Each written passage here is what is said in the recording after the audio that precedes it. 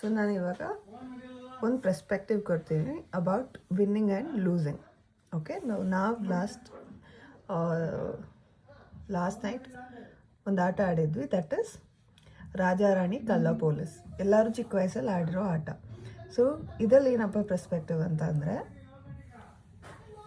ಈ ಕಾಲಮ್ ನೋಡಿದ್ರೆ this is the winner column.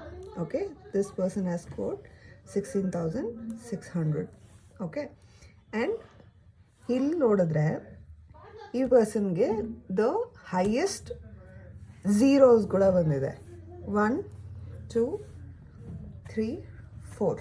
Okay, so zeros ಇಷ್ಟು ಬಂದ್ರೂ how did this person win ಅಂತ ನೋಡಿದಾಗ it's because of multiple repetitions.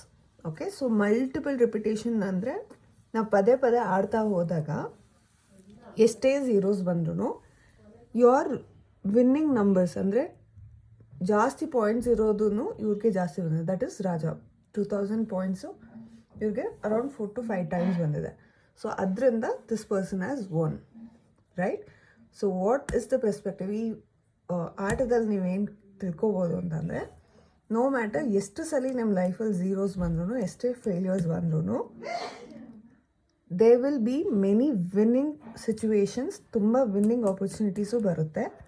ಅದರಿಂದ ನೀವು ಆ್ಯಾವ್ರೇಜ್ ಔಟ್ ಮಾಡಿದಾಗ, ನಿಮ್ಮ ಇಡೀ ಲೈಫ್ನ ನೀವು ಗೇಜ್ ಮಾಡಿದಾಗ, ಇಲ್ಲ ಟೋಟಲ್ ಸ್ಕೋರ್ ನೋಡಿದಾಗ ನಿಮ್ಮದು ಹೈಯೆಸ್ಟ್ ಆಗೋ ಚಾನ್ಸಸ್ ಎನಿ ಟೈಮ್ ಸಿಗುತ್ತೆ.